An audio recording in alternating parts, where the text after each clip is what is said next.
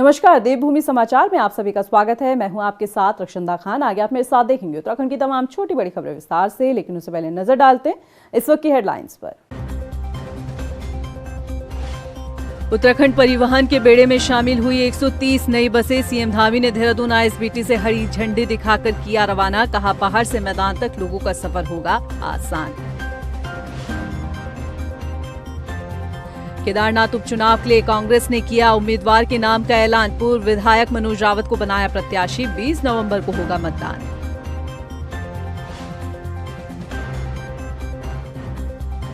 देहरादून की मलिन बस्तियों पर नहीं थम रही सियासत। मालिकाना हक देने की उठ रही मांग। 3 साल के बढ़ाए गए अध्यादेश को कांग्रेस ने बताया चुनावी शगुफा।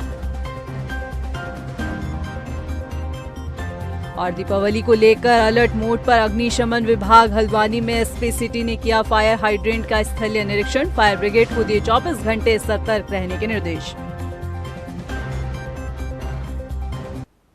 हेडलाइंस के बाद बुलेटिन में खबरें विस्तार से, और बात सबसे पहले कर लेते हैं सूबे के मुखिया पुष्कर सिंह धामी की। आपको बता दें कि उत्तराखंड परिवहन निगम को 130 नई बसें मिली है। देहरादून आईएसबीटी पर सीएम पुष्कर सिंह धामी ने नई बसों को हरी झंडी दिखाकर रवाना किया। सीएम पुष्कर सिंह धामी ने कहा कि नई बसों के संचालन से अब लोगों का सफर और आरामदायक होगा। सीएम धामी ने कहा कि 14 स्थानों पर नए बस स्टैंड बन रहे हैं और जल्द ही राज्य में इलेक्ट्रॉनिक बसों का भी संचालन किया जाएगा। हमारी प्रतिबद्धता है कि समाज के हर व्यक्ति को, समाज के अंतिम छोर में खड़े हुए व्यक्ति को सुविधाएं मिले, विकास पहुंचे उन तक। आज उसी कड़ी में जो 130 बसें हैं, उत्तराखंड के जनमानस को और उत्तराखंड के अंदर आने वाले देश प्रदेश के सभी लोगों को सुविधाएं प्राप्त हों, आवागमन के लिए अच्छा साधन मिले। ये बसें निरंतर रूप से उस दिशा में बहुत बड़ा हमारे लिए एक अवसर साबित होंगे आने वाले समय में। इससे हमारी आर्थिकी को भी प्रोत्साहन मिलेगा, लोगों को सुविधा भी मिलेगी और उनका सफ़र भी आसान होगा। वहीं मुख्यमंत्री पुष्कर सिंह धामी ने भाजपा संगठन पर्व के समापन सत्र में हिस्सा लिया। बता दें कि कार्यक्रम में प्रदेश प्रभारी दुष्यंत गौतम, प्रदेश अध्यक्ष महेंद्र भट्ट के अलावा कई बड़े नेता और पदाधिकारी शामिल हुए। इस मौके पर बीजेपी ने आगामी संगठन चुनाव को लेकर भी मंथन किया। बीजेपी ने जिला चुनाव अधिकारी और सह अधिकारियों को भी नियुक्त किया। केदारनाथ उपचुनाव के लिए कांग्रेस ने अपने उम्मीदवार के नाम का ऐलान कर दिया है। केदारनाथ से पूर्व विधायक मनोज रावत को ही कांग्रेस पार्टी ने टिकट दिया है। हालांकि घोषणा से पहले मनोज रावत के नाम को लेकर चर्चाएं काफी तेजी से चल रही थी और अब जाकर कांग्रेस ने मनोज रावत के नाम पर ही मोहर लगा दी। टिकट की घोषणा के बाद कांग्रेस प्रदेश अध्यक्ष करण माहरा की प्रतिक्रिया सामने आई है। उन्होंने कहा कि मनोज रावत पहले भी वहां के विधायक रह चुके हैं और वहां के लोगों से मिलना जुलना उनका रहता है, इसलिए पार्टी ने उन पर भरोसा जताया है। कांग्रेस ने मनोज रावत जी को अपने प्रत्याशी के तौर पर उतारने का निर्णय किया है और मनोज रावत जी पहले भी वहाँ के विधायक रहे हैं। वहाँ की जो टोपोग्राफी है, वहाँ के लोग हैं, उनसे उनका मिलना जुलना है, उनसे उनके बीच में उठते बैठते हैं, उनको जानकारियाँ भी हैं और मुझे लगता है कि पूरा कार्यकर्ता इंटैक्ट है। और जिस तरीके से आपने देखा होगा बीजेपी में लोग सिरफटोल हो रही है, आज भी बयान में कुछ देख रहा था, लेकिन वहीं कांग्रेस के सभी लोग एकजुट हैं। देहरादून की मलिन बस्तियों को लेकर अस्थायी राहत देने के लिए धामी सरकार ने भले ही अध्यादेश को 3 साल के लिए बढ़ा दिया हो, लेकिन फिर भी मलिन बस्तियों पर सियासत रुकने का नाम ही नहीं ले रही है। पूरा मामला क्या है, रिपोर्ट में देखिए। अध्यादेश मंजूर नहीं है, हमें अपना मालिकाना हक चाहिए। मुझे अपना मालिकाना हक चाहिए, मुझे अपना घर चाहिए। उत्तराखंड में धामी सरकार ने मलिन बस्तियों को अस्थायी राहत देने के लिए अध्यादेश को 3 साल के लिए और बढ़ा दिया है, लेकिन हैरानी की बात यह है कि 12 साल से मलिन बस्तियों को लेकर अब तक कोई भी सरकार फैसला नहीं ले पाई। मगर चुनाव के वक्त एक बड़ा वोट बैंक होने के नाते सत्तादल इन्हें राहत देने का काम जरूर करते हैं, जिसे विपक्ष सिर्फ चुनावी शगुफा बता रहे हैं। कांग्रेस के प्रदेश उपाध्यक्ष सूर्यकांत धस्माना ने कहा कि बीजेपी सरकार निकाय चुनाव में लाभ लेने के लिए बार बार अध्यादेश की मियाद बढ़ा रही है, लेकिन मालिकाना हक नहीं दे रही है। सूर्यकांत धस्माना ने कहा कि मलिन बस्तियों में रहने वाले लोगों को मालिकाना हक दिलाने के लिए जागरूक करेंगे और न्याय यात्रा भी निकालेंगे। पुरानी मलिन बस्तियों में से एक है शास्त्री नगर खाला। यहाँ से संघर्ष का ऐलान किया है देहरादून समेत पूरे राज्य की मलिन बस्तियों में अब हम जन जागरण चलाएंगे। मालिकाना हक और नियमितीकरण की मांग को लेकर के संघर्ष किया जाएगा और पूरे प्रदेश की मलिन बस्तियों में मैं जाकर के घूमूंगा, लोगों को जगाऊंगा, लोगों को बताऊंगा कि ये तलवार जानबूझ करके भारतीय जनता पार्टी की सरकार आपकी गर्दन में लटकाए रखना चाहती है, जिससे कि डर बना रहे और उस डर के कारण लोग, मलिन बस्ती के लोग इनको वोट देते रहें। ये नहीं चलेगा। राज्य में और देहरादून में, राजधानी में 40% आबादी शहर की मलिन बस्तियों में रहती है। उनके लोगों को मालिकाना हक सरकार क्यों नहीं देना चाहती, हम ये पूछना चाहते हैं। जहां एक तरफ कांग्रेस इस अध्यादेश का विरोध कर रही है, तो वहीं मलिन बस्ती में रहने वाले लोगों ने भी विरोध जताया है। मलिन बस्ती वासियों का भी कहना है कि वो लंबे समय से मालिकाना हक देने की मांग कर रहे हैं, लेकिन उनकी मांग पर कोई ध्यान नहीं दिया जा रहा है। मुझे अपना मालिकाना हक चाहिए, मुझे अपना घर चाहिए। कहाँ जाएंगे हम, बताओ, बच्चों को लेके हम कहाँ जाएंगे? पानी यहाँ का, बिजली यहाँ का, आधी उम्र तो हमारी पूरी निकल गई यहाँ रहते रहते, अब कहाँ जाएंगे हम? हमारी मांग तो यही है, जहाँ हम बचपन से रह रहे हमारे माँ बाप दादी दादा यहीं के रहने वाले हैं, हमारा तो घर पार यहीं है सब कुछ, हम कहाँ जाएंगे? फिर 3 साल के बाद फिर तलवार हमारे गले पे टांग दी इन्होंने, सरकार ने हमारे गले में फिर तलवार टांग दी। हम कहाँ जाएंगे 3 साल के बाद? फिर हम कहाँ जाएंगे? हाँ, मम्मी ने बताया, क्या बोलते हैं, यहाँ से घर टूटने वाले हैं, तो मतलब जी हाँ, हम पैदा भी हुए, मतलब अच्छा यहाँ वो कर रखा है, तो हमें बुरा भी लग रहा है, यहाँ का घर टूट रहा है और हमें हमारा मालिकाना हक चाहिए। वहीं दूसरी ओर बीजेपी का कहना है कि धामी सरकार आम जनता और गरीब तबके के लोगों के लिए हर जरूरी कदम उठाती है। मलिन बस्तियों के लिए अध्यादेश के साथ साथ अब स्थायी समाधान भी धामी सरकार ही निकालेगी। निश्चित रूप से मैं कह सकता हूं कि भारतीय जनता पार्टी की सरकार आम गरीब के लिए समर्पित सरकार है और भारतीय जनता पार्टी ने ही पहले इन सब मुद्दों की चिंता की है और उनकी परेशानी को समझा है। जो मलिन बस्तियों में रहने वाले हमारे भाई बहन हैं, अब भारतीय जनता पार्टी ने ही उसको एक्सटेंशन किया है।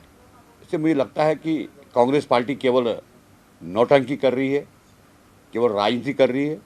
जो भी करेगी भारतीय जनता पार्टी ही करेगी और मलिन बस्तियों के जो निवासी हैं उनको भी भारतीय जनता पार्टी से पूरी आशा है। निकाय चुनाव से पहले सभी राजनीतिक दल मलिन बस्तियों के मुद्दे पर अपनी अपनी सियासी रोटियां सेकने का काम कर रहे हैं। अध्यादेश आने के बाद नियमितीकरण का मामला समझो फिर से ठंडे बस्ते में जा चुका है, लेकिन फिर भी उम्मीद यही है कि मलिन बस्तियों को लेकर धामी सरकार कोई न कोई स्थायी समाधान जरूर निकालेगी।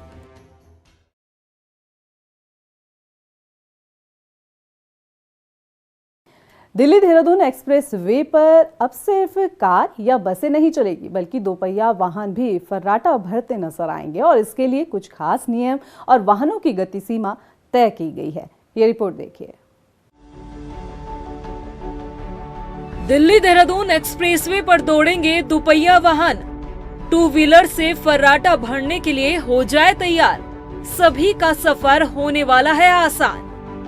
दिल्ली से देहरादून और देहरादून से दिल्ली का सफर वाकई बेहद आरामदायक होने वाला है और खास बात यह है कि अब दिल्ली देहरादून एक्सप्रेसवे पर 4 व्हीलर के साथ साथ 2 व्हीलर भी दौड़ लगाएंगे।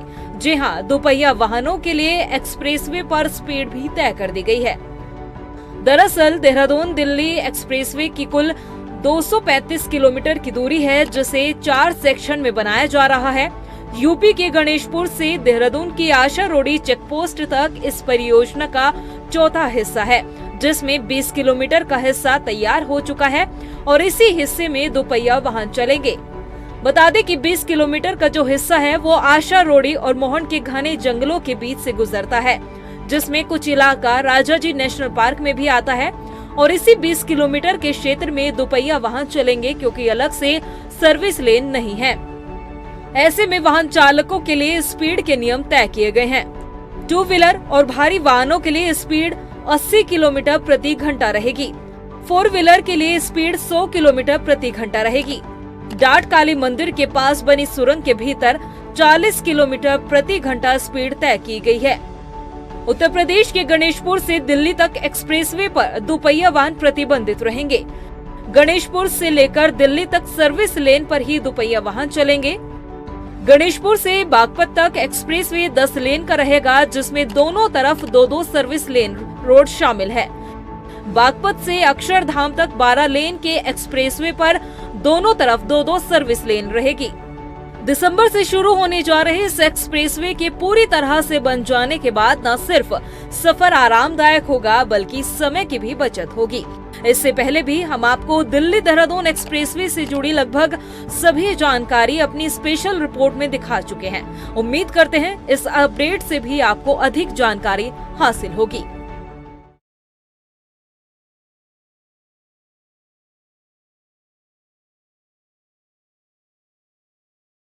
उधर रुड़की में दीपावली के मौके पर आयोजित कार्यक्रम में शामिल होने पहुंचे पूर्व मुख्यमंत्री हरीश रावत ने प्रदेश सरकार पर जमकर निशाना साधा और विपक्ष को मजबूत करने की लोगों से अपील की। बता दें कि हरीश रावत ने सोनाली नदी पर पुल निर्माण को लेकर और लिब्बर हेड़ी पुल निर्माण को लेकर सरकार को घेरा। कहा कि भाजपा विधायक और भाजपा सरकार में जनता मूलभूत सुविधाओं के लिए परेशान है। की जनता, रुड़की हरिद्वार की जनता से प्रार्थना करना चाहता हूँ कि लोकतंत्र को मजबूत करने के लिए, संसदीय प्रक्रिया को मजबूत करने के लिए विपक्ष को मजबूत करिए और उत्तराखंड के अंदर कांग्रेस पूरी सन्नद्धता से कमर कस करके अपने विपक्ष धर्म को निभा रही है। दूसरी बात, सरकार चतुर्दिक विफलताएं दिखाई दे रही हैं। यहाँ रुड़की आने में मैं इतने दिनों से देख रहा हूँ, एक पुल की मरम्मत, एक पुल को ठीक करने का काम, उसको बदलने का काम ये नहीं कर पा रहे। गुल्लरभोज में विधायक अरविंद पांडे ने किरपाली तिराहे से कूला मार्ग तक सड़क डामरीकरण के काम का शुभारंभ किया। इस मौके पर उन्होंने बताया कि करीब 3 किलोमीटर मार्ग के नवीनीकरण का काम PWD द्वारा किया जा रहा है, जिसकी लागत 45 लाख रुपए है। उन्होंने कहा कि काम को लेकर लापरवाही बिल्कुल बर्दाश्त नहीं की जाएगी। आज कोपा किरपाली से लेकर कूल्हा तक, गुलरभोज से लेकर कोपा किरपाली कूल्हा तक इस सड़क की नवीनीकरण की आवश्यकता थी। जगह जगह गड्ढे पड़े रहे थे। अगर जो सही समय पे इसको नवीनीकरण नहीं कराया जाता तो आने वाले समय में और टूट जाती, तो इसको कहीं न कहीं नया बनाना पड़ता। नया बनाने में बजट की भी बहुत आवश्यकता होती है। तो समय रहते ही इसका नवीनीकरण करा दिया गया। 1 करोड़ हॉट मिक्स से 1 करोड़ माल हॉट मिक्स से पड़ जाएगा, तो मुझको लगता है कि 10-15 साल इसको देखने की आवश्यकता नहीं पड़ेगी। उधर रुड़की के मंगलौर में जेडीयू नेता निकाय चुनाव की तैयारियों में जुटे हुए हैं। आपको बता दें कि 4 बार के सभासद जेडीयू नेता मोहम्मद शफी चेयरमैन बनने का दावा कर रहे हैं। उनका कहना है कि अगर क्षेत्र की जनता ने उन्हें अपना समर्थन दिया तो मंगलौर के हर कोने में विकास को बढ़ावा दिया जाएगा।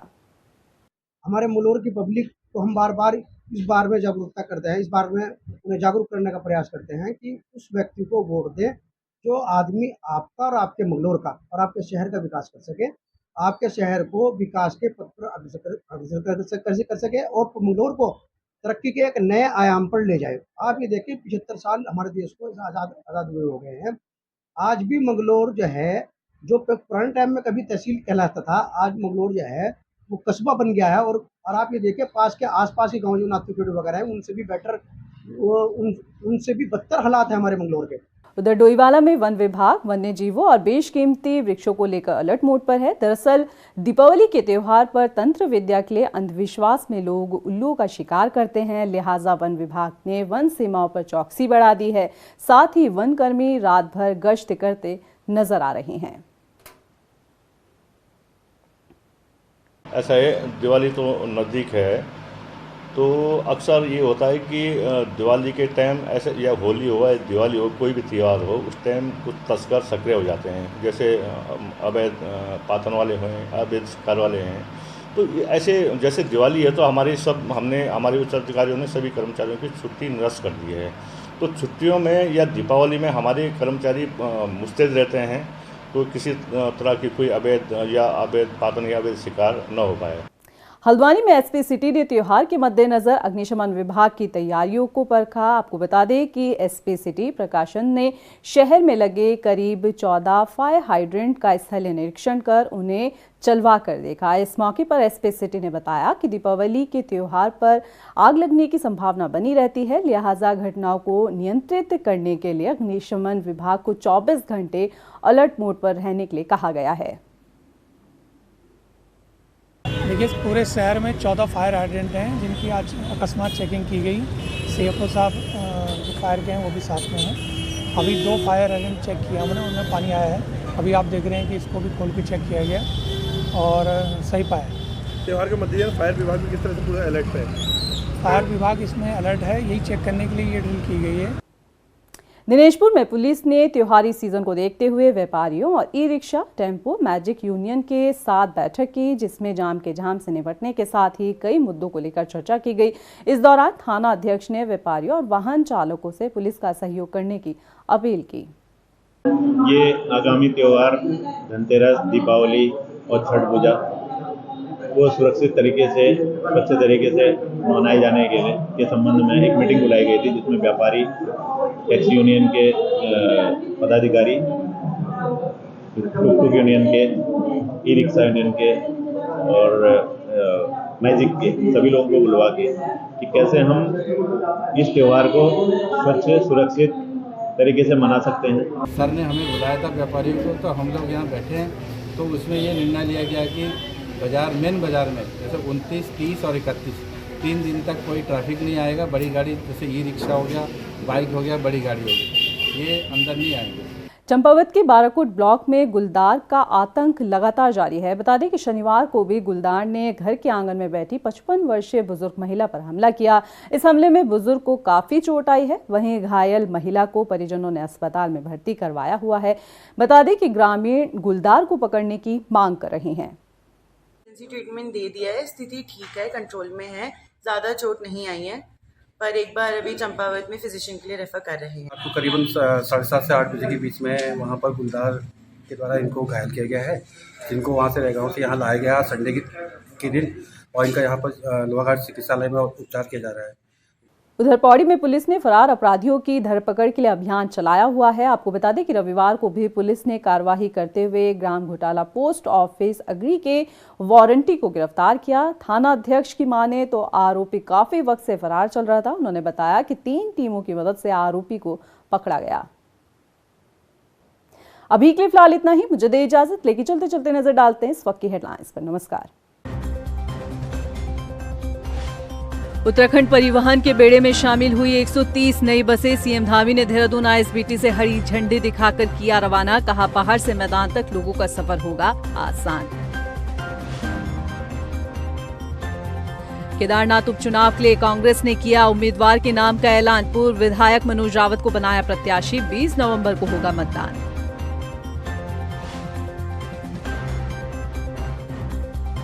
देहरादून की मलिन बस्तियों पर नहीं थम रही सियासत। मालिकाना हक देने की उठ रही मांग। 3 साल के बढ़ाए गए अध्यादेश को कांग्रेस ने बताया चुनावी शगुफा। और दीपावली को लेकर अलर्ट मोड पर अग्निशमन विभाग। हल्द्वानी में एसपी सिटी ने किया फायर हाइड्रेंट का स्थलीय निरीक्षण। फायर ब्रिगेड को दिए 24 घंटे सतर्क रहने के निर्देश।